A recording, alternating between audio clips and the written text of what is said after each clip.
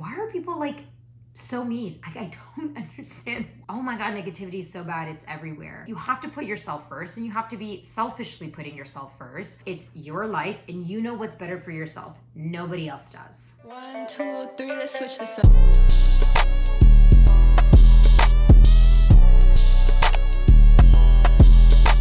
Hi honeys, welcome back to my channel. My name is Anastasia, also known as your fave social media girl. If you are new, you already know the drill. Don't forget to subscribe, and also don't forget to hit that notification bell button so you know every single time that I post, which is on Fridays.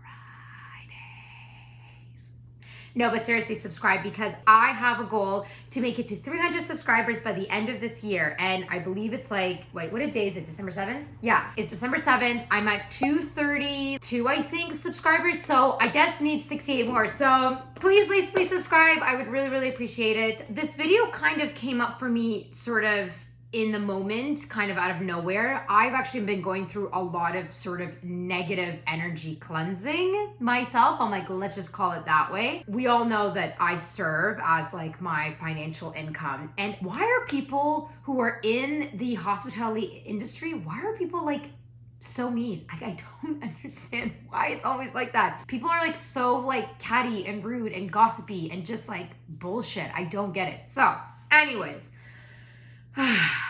I'm doing this video because this is also a video for myself, to learn from myself, to keep doing the things that I need to do to keep the negativity out, because it's very easy for you to take it home with you, and then you're constantly surrounded with it even when you are not around the people that bring you the negativity. So we are going to get rid of very negative people in our lives because, well, you know what? You don't need those kind of people and you don't need that kind of energy. These are, how many? 5 ways that helped me get rid of negative people and all that negative energy.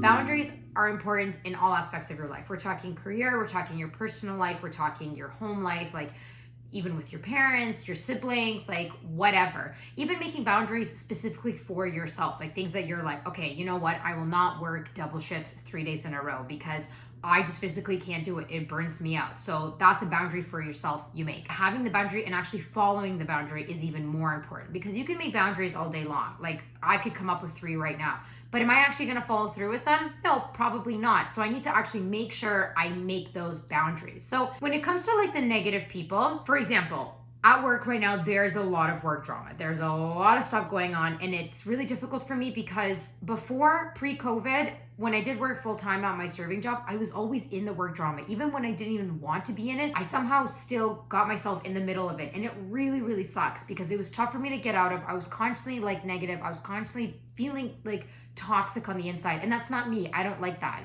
Now, I think the work drama is actually worse as ever been. Yes, it's like quite bad right now. And there are times where I feel like at work, I need to set a boundary because people are coming to me and they want to talk about other people. And I just can't handle that, because even though I may not say something about someone, me listening to what that person is saying is, well, it's like not really good because it still puts you in the middle of it. So I need to make a boundary for myself that if someone wants to talk to me about someone negatively, I just have to stop them. Like I just have to straight up be like, if you're going to, no offense, talk shit about this person, I just need to cut you off right there because I cannot be a part of it. I don't want to hear it. And that's it. That's the end of the story. And I need to stick with it. And if that person wants to get mad at you for it, let that person get mad at it. That's their problem. That's their thing, and that's their decision. That has nothing to do with you. So create the boundaries. Make sure that they're also boundaries that you can follow, and make sure that you follow them. Don't follow them 50%. Don't be like, oh, one day I'll follow them, and the next day you're like, maybe, I don't know. No, if you're doing them, you're doing them. Don't go easy on yourself, okay? This is some serious stuff we have going on here.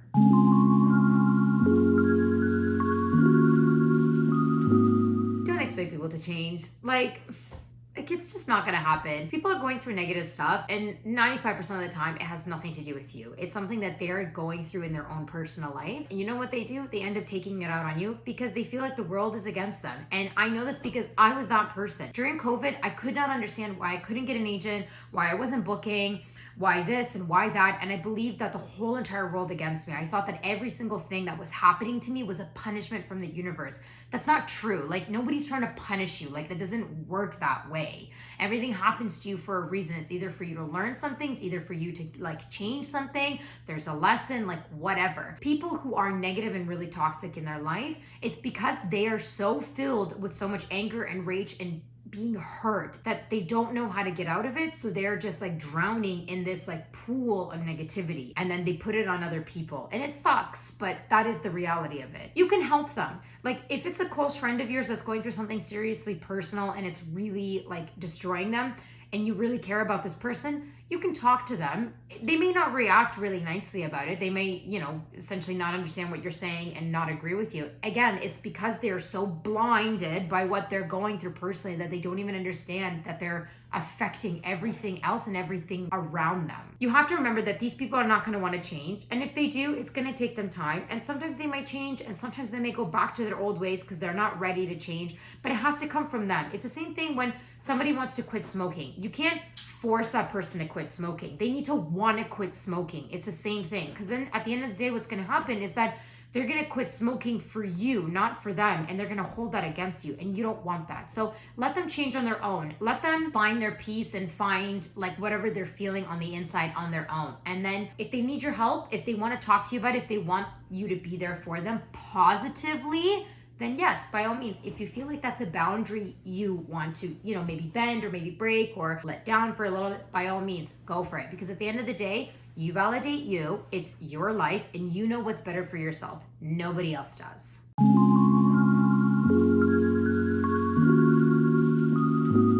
Don't let them pull you into this whole like drama crisis of like, I need you. Because there's a huge difference between I need you and I truly do genuinely need you. And a lot of people will ask me like, well, how do you know the difference between I need you and I need you? First of all, I'm telling you physically, like your gut and your intuition will literally feel it when it's like, I need you and I really need your help. Like, you will feel it. On top of that, you're gonna kind of realize that like genuinely what they're asking for is truly help that they need support from. And it's more so of just support. It's not like, can you really do this for me and do all these things? Like, that's not usually how it works. The problem is that because, like, I hate to be bluntly honest, but these people are manipulative and they are narcissistic when you're so toxic. And because they are like literally in their pool of negativity and they're like drowning in it, all they can do is like bring people back into it. And I know this because I've had people in my life like this that don't want to be in the pool of negativity by themselves, and they want everyone to be in that pool with them because it makes them feel happier, being like, oh, so I'm not the only one who's going through crap in my life. Everybody around me is as well. They're not. You just bring them in there and they don't know how to get out of it because they're too nice or whatever, and they don't know how to block it off from you and create a boundary. So you want to be careful to not fall into the whole trap of I need you, because you have to put yourself first and you have to be selfishly putting yourself first. And there's nothing wrong with that, because these people need to learn that you cannot always help them. Like, you can't do it. And sometimes the help that they want isn't even useful. It's just still toxic and negative, and that's the end of it.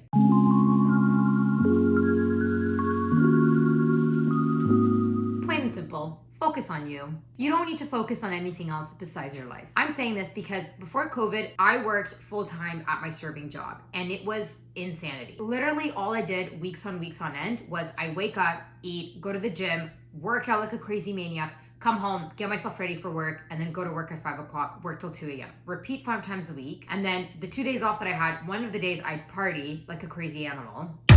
And then the second day I would just do laundry and grocery shop and then go to bed and then repeat the whole week again. And this was like, for a solid 2 years, I just did this. It was hard because I had nothing else going on. I had no YouTube channel. I had no Instagram content that I would like plan and film.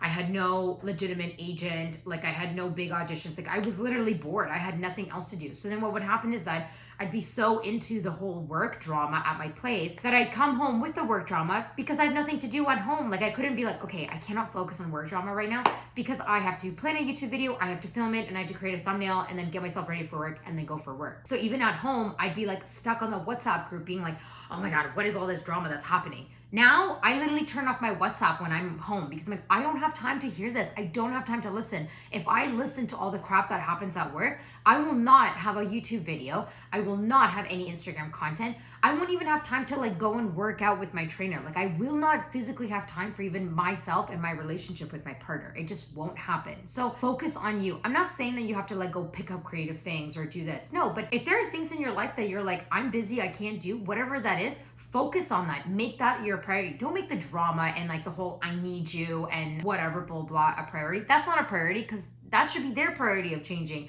You can't help them. You can't change them. You can support them. Yes, you can be there for them, but you can't help them at all. So focus on what you have to do and literally keep it going, because when you focus on yourself, it's like all of a sudden the drama doesn't exist. Like you create this like bubble around you.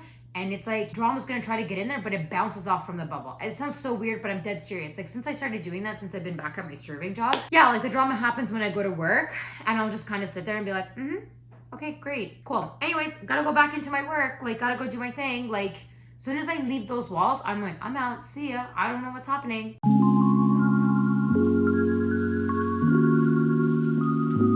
If you really need to completely cut them out of your life, like completely, like absolutely gone out. I've only done that twice in my life, and I only did it because I personally felt like I needed that boundary to be so big and so like legit that I'm like, you cannot be on my social media, you cannot exist on my phone, like you just can't, zero, like it's not gonna happen. And I did it and it was really hard. I felt like I was like going through a breakup, but I had to do it. It was healthy for me, and I'm so happy because my future self is, I guess now it's my present self, is thanking my past self for making that decision. A lot of the other toxic people that I've had in my life, I won't lie, once you start doing all the other steps of like boundaries, not falling into the trap of like the drama crisis of I need you, you focus on you and your life and everything that's happening in your life, they tend to kind of start to, I don't know, like just like disengage, or like, I don't know, they just tend to disappear kind of out of your life naturally. You're not even really doing much. They just kind of,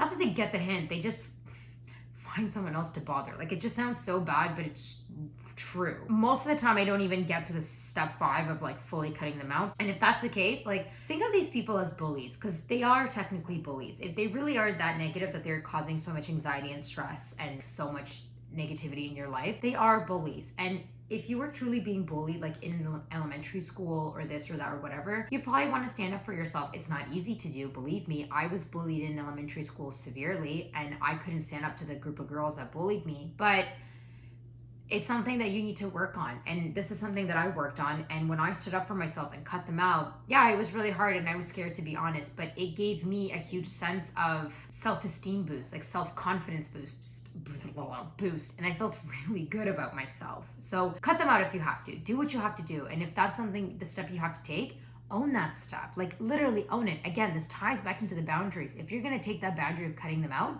you own that goddamn boundary and you don't let anyone tell you anything else. Why? Because you validate you. This is your life and you know what is best for you. That's it. I'm really happy that I did this video because work has not been really good right now. It's been really bad. It's been really toxic. There's a lot of people there that I'm like, you would benefit so much from therapy. And I'm like, I don't know who hurt you in your life that you were acting this way. I just see how much self-love they're lacking. Like, and that's really the end of it, that these people are hurting. They're just hurting and they're lacking self-love. And I hope these people will realize what they're doing and how they're hurting other people and how they're really, honestly, bottom line, hurting themselves. So I'm happy I did this video. I feel like this video was exactly what I needed to do. I feel like this is something I needed to be even out loud saying this to myself to remember, because right now, especially the Christmas season and COVID and everything, like, oh my God, negativity is so bad, it's everywhere. And so, especially with the year ending and a new year starting, I think we really need to cut people out and cleanse some of that negative energy and to start off the year on a positive note, like for once, because last 2 years, oh God, yikes, have not been starting on a positive note. Honeys, I gotta go to work. I literally work in about an hour. I have to eat and finish blow drying my hair, and I gotta get out of here. But anyways, honeys, I love you. Take care of yourself. Don't forget to subscribe so I get to 300 subscribers. And of course, I will see you all next Friday. Bye, honeys.